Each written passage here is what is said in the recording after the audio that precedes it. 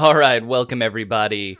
Today we're going to be talking about Neon Echo. What's good, what's bad, and that all-important question, is it worth your time? Now, if you've joined me for another worth your time video in the past, please feel free to go ahead and skip straight to the section you're most interested in, and if not, I'll be heading right into the overview now. Neon Echo was developed and published by Xinyuan Studios. It's bright, it's colorful, it's musically focused, and it is a roguelike. Now, there is a large amount of meta progression, more than in-run buffs for this particular game. For me, it came on the heels of games like HiFi Rush, which really got me into the beat and enjoying rhythm games, and things like Have a Nice Death, which is an interesting roguelike formula. So this one caught my eye as something that could be a bit of a blend between the two. As in general, I do like this type of roguelike games, having a large Hades tattoo and things of that nature as well. In this game, you're going to be taking the role of one of 3 teenagers for a run. Each of them have unique powers.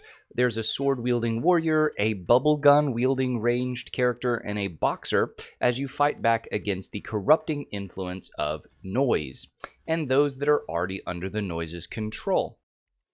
Unfortunately, this review is going to have to come with a caveat.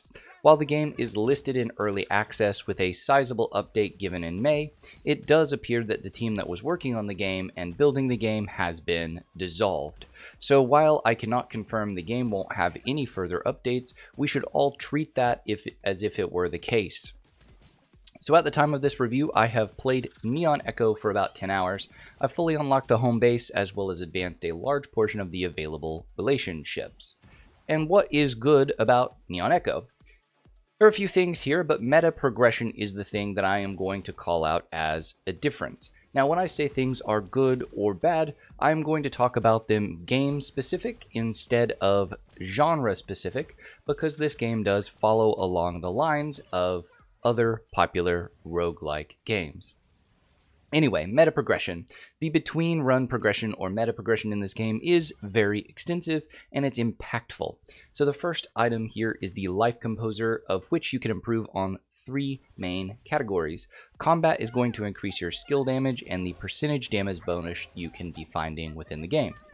Life adds healing between rooms and damage reduction mechanics. Assistance is going to improve the overall quality of the upgrades and the powers that you find, as well as allow you to start with more currency to spend in the game's many shops. The second item is the label development area, and that helps unlock additional areas in your base, as well as improve the in-run mechanics such as the keepsake system, the shop, and the rhythm launchpad. The third overall item here is just going to be the level of improvement and expansion you can make to the base itself. It is not a fully fleshed out decoration or upgrade system like you would see from Hades, but it kept going much longer than I expected, and there was always something a little bit different to do. I'll also call out some good general customization options within the runs themselves.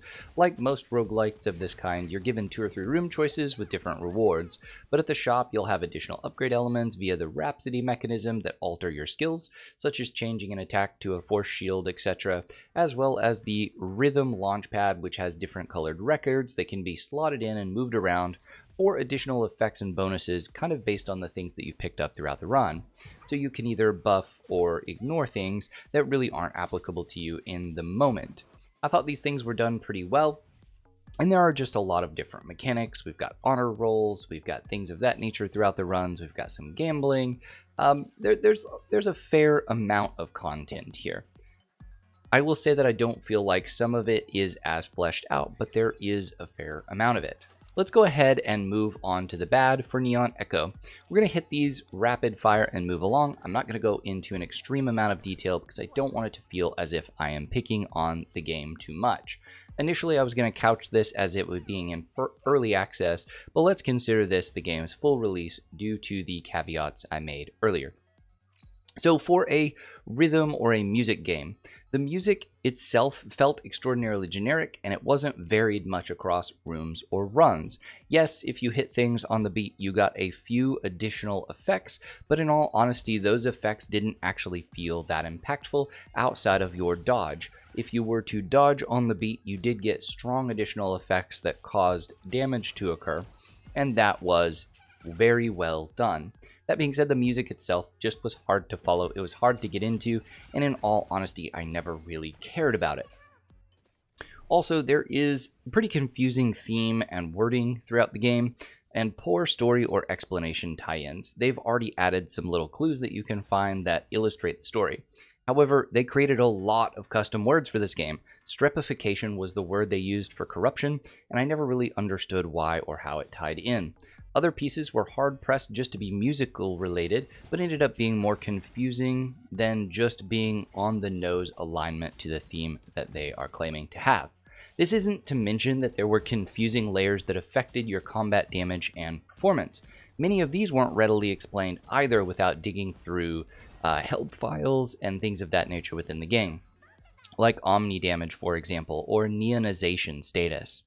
These are a lot of things that just weren't readily there. Maybe they're simple and maybe they're easy for you, but I found the throw of just a lot of random terms to the wall without an explanation of what they were to be poorly executed. There was also a very, very simple room structure in this game. Early on in the game, you might literally enter a room of which you would have one enemy to kill. Enemies often were trapped or walking back and forth in these depressed areas of ground, and so you knew exactly where they were and exactly what they would be doing. If it was a big guy who just ran at you, you could cheese it by getting up on top, and they could now no longer hit you. It seems to be that they're trying to add in and mimic aspects of platformers, but it felt poorly executed and poorly thought through. The next thing that we're going to talk about here is a little bit opinion-based. Not that everything that we say here isn't, but I personally thought the voice acting, especially for the English area, was just so terrible. I have no idea what the accents they were using were, and or if they were actually even real people talking, or if this was done via a synthesizer or a computer program. Wow, it was so terrible. Also, the conversations are really shallow and kind of cringy. For example, your boss is often like, "I'm not that old, just call me Big Sis," and things of that nature. And it was terrible. The main character whined and cried several times, falling over on the floor, etc. But she's supposed to be this strong warrior fighting back. So that was really kind of a struggle for me, and then you didn't really have that kind of power fantasy that you want to see in a game like this. So for example, the girl that shoots bubble guns, she ran with her arms behind her, just kind of flouncing around and looking like she was crying while doing so. And that just didn't really work for me. It also ties into the fact that the class balance itself was pretty poor, as well as the balance between the different skills that you could pick up. So the first boss in the game puts you on a very small platform that is very hard to dodge if you are a melee character.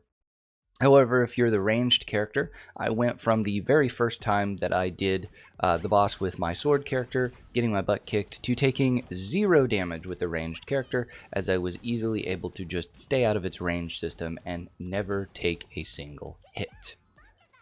In addition, some of the skills just weren't that balanced. So for example, it would say allows for chain hits between different enemies. Well, as we talked about earlier, in some rooms there's only 1 or 2 enemy, meaning if you are having a change skill, something that is going to hit something and then bounce to another one, there isn't enough enemies there. That just ended up seeming like it wasn't useful.